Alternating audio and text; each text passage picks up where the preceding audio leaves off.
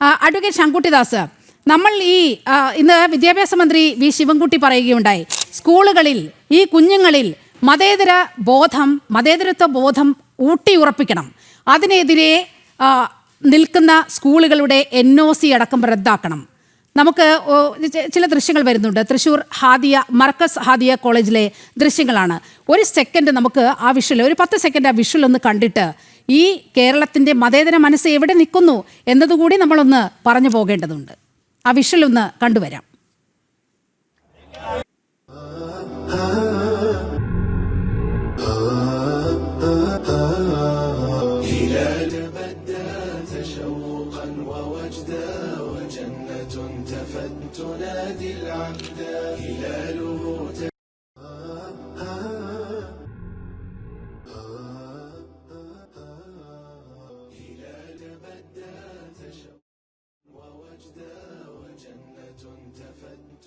Advocate Shankuttidas, ഇതും കേരളത്തിലാണ്.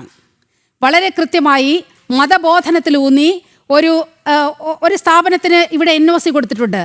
അപ്പോൾ ഈ എളമക്കര സ്കൂളിനെ ഇത്തരത്തിൽ വിറപ്പിക്കാൻ നോക്കുന്നവർക്ക് അങ്ങോട്ടേക്ക് എത്തി നോക്കാൻ കഴിയുമോ? നമ്മുടെ കേരളത്തിൽ നമ്മൾ പൊതുവായി പറഞ്ഞു വരുന്ന ഈ മതേതരത്വം എന്ന് പറയുന്നത് അക്ഷരാർത്ഥത്തിൽ ഹിന്ദുമത വിരുദ്ധതയും ന്യൂനപക്ഷ പ്രീണനവുമാണ്. അതിനെ അവർ ഡെക്കറേറ്റ് ചെയ്ത് വിളിക്കുന്ന ഒരു പേരാണ് ഈ മതേതരത്വം എന്നൊക്കെ പറയുന്നത്. അതായത് ഹിന്ദു വിരുദ്ധതയും ന്യൂനപക്ഷ പ്രീണനവും ഒന്നിച്ചു കൊണ്ടുപോകാൻ വേണ്ടിയിട്ട് അതിനുള്ള വളരെ സ്വീകാര്യമായിട്ടുള്ള ഒരു ശബ്ദമായിട്ടാണ് ഈ മതേതരത്വം എന്നൊക്കെ പറയുന്നത്. ഈ ശിവകുട്ടിയുടെ മതേതരത്വം എന്നുള്ളത് ഞങ്ങൾക്കറിയാം. ഒറ്റ കാര്യം ഞാൻ പറയാം.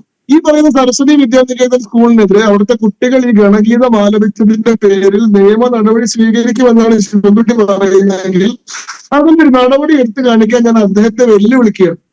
കുട്ടികൾ പരമപവിത്രവനാണ് ഈ മണ്ണിൽ എന്ന ജനഗീതം പാടിയതിന്റെ പേരിൽ ഒരു സ്കൂളിന്റെ NOC നിങ്ങൾക്ക് റദ്ദാക്കാൻ സാധിക്കുമെങ്കിൽ അതൊന്ന് ചെയ്തു കാണിക്കാൻ കേരളത്തിന്റെ വിദ്യാഭ്യാസ മന്ത്രിയെ ഞാൻ വെല്ലുവിളിക്കുകയാണ്.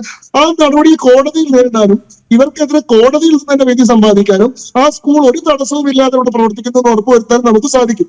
അതിനൊക്കെ ശേഷിയുള്ള സംവിധാനം കേരളത്തിലെ ഹിന്ദുത്വ പ്രസ്ഥാനങ്ങൾക്ക് RSSനും BJPക്കും ഒക്കെ ഉണ്ടായിട്ടുണ്ട്.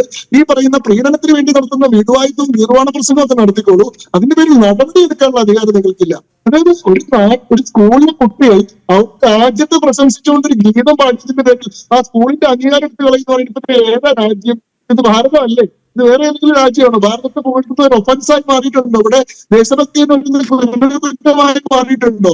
കുട്ടികൾ ഭാരതത്തെ നിന്ദിക്കുകയാണ് വേണ്ടതെന്നാണോ വിദ്യാഭ്യാസ മന്ത്രി പറയുന്നത്?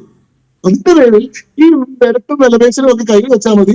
നടപടി എടുക്കാൻ ശേഷിയുണ്ടെങ്കിൽ അത് ചെയ്ത് കാണിക്കാൻ ഞാൻ അദ്ദേഹത്തെ വെല്ലുവിളിക്കുകയാണ്. എടുത്തുവെച്ചിട്ട് പ്രതികരണം നമുക്ക് കൂടുതലൊന്നും പറയാനില്ല. കാരണം അവരുടെ ഇരട്ടത്താപ്പൊക്കെ ഈ ചർച്ചയിൽ പുറത്തു വന്നു കഴിഞ്ഞതാണ്. ആദ്യ കുഴത്തിൽ ആർക്കും ബുദ്ധിമുട്ടുണ്ടാക്കാതെയുള്ള പ്രാർത്ഥനകളെ ഞാൻ അംഗീകരിക്കുന്നു എന്ന് പറഞ്ഞ ആള് രണ്ടാമത്തെ ഘട്ടത്തിൽ ദൃശ്യങ്ങൾ പുറത്തു വന്നപ്പോ മറ്റുള്ളവർക്ക് ബുദ്ധിമുട്ടുണ്ടാവുന്നതാണെന്നത് വ്യക്തമായപ്പോ പോലും അതിനെ തള്ളി പറയാൻ തയ്യാറാവാണ്ട് അത് മണ്ഡലകാലത്ത് അയ്യപ്പഭക്ത് KSRTC ബസ്സിൽ പാട്ടുപാടി പോവാറുണ്ടല്ലോ എന്ന് പറഞ്ഞിട്ട് ബാലൻസ് ചെയ്യാണ്. ധൈര്യമില്ല. നിങ്ങൾക്ക് ഈ പറയുന്ന മറ്റ് മതവിഭാഗങ്ങൾ നടത്തുന്ന യാതൊരു തെറ്റായിട്ടുള്ള പ്രവർത്തനങ്ങളെയും ചോദ്യം ചെയ്യാനുള്ള ധൈര്യമില്ല. നിങ്ങളുടെ ഈ വിപ്ലവവും നിങ്ങളുടെ ഈ പുരോഗമനവും നിങ്ങളുടെ ഈ വായാടുത്തവും ഒക്കെ ഇവിടുത്തെ ഹിന്ദുക്കളുടെ നെഞ്ചത്തേക്ക് മാത്രമേ ഉള്ളൂ. ആ പരിപാടി നിങ്ങൾ കയ്യിൽ വെച്ചാൽ മതി എന്ന് എനിക്ക് പറയാനുള്ളൂ. ഇതിന്റെ പേരിൽ സരസ്വതി വിദ്യാനികേതന്റെ അംഗീകാരം നിങ്ങൾ റദ്ദാക്കുമെങ്കിൽ അതൊന്ന് കണ്ടിട്ടേ ഞങ്ങൾ ബാക്കി തീരുമാനിക്കുന്നുള്ളൂ.